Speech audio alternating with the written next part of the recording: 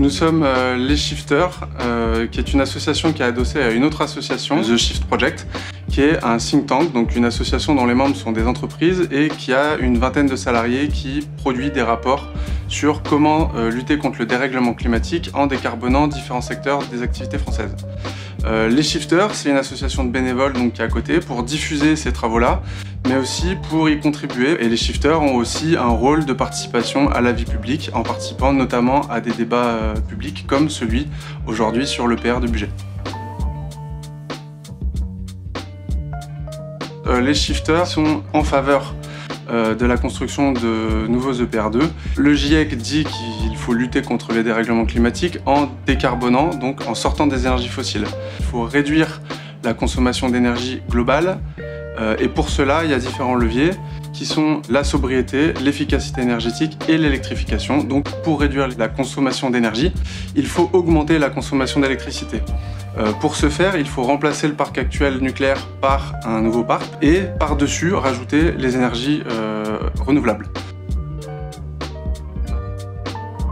Les points saillants vis-à-vis de ce projet, on en a identifié plusieurs. Le premier est sur la ressource en eau, puisque une des particularités de l'EPR2 de budget est d'être situé en bord de fleuve. Et donc on apprécie de voir que EDF a pris en compte des scénarios du GIEC qui sont parmi les plus pessimistes, une hausse de degré de plus 4 degrés en France.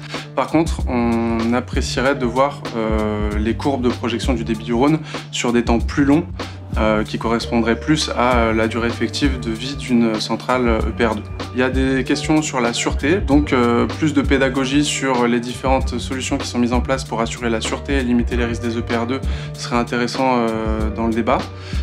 La question des coûts, puisque on a un principe de tonnes de CO2 évité par euro investi, selon les différents scénarios qui sont présentés dans le dossier de maître d'ouvrage, selon si le taux est à 0% ou à 4%, le prix va du simple au double et se pose au-delà d'un certain taux la question de l'opportunité par rapport à d'autres énergies qui pourraient être économiquement plus intéressantes. Et enfin, une question qui n'est pas beaucoup abordée, c'est celle des équipements qui vont autour de la centrale et notamment des infrastructures de mobilité.